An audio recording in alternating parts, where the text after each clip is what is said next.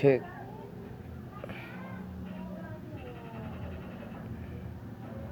Wala nang ibang galawan kundi kainin ng horse, dahil pag hindi kinain at lumipat yung green sa green, pag check ng queen dito ay mati siya.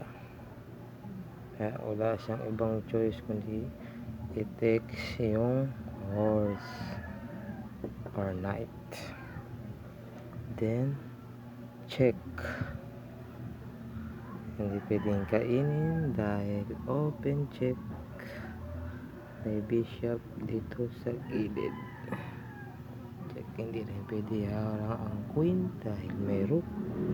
Diretsong mate. Kaya walang ibang galawan ang king kundi sa green. Then check.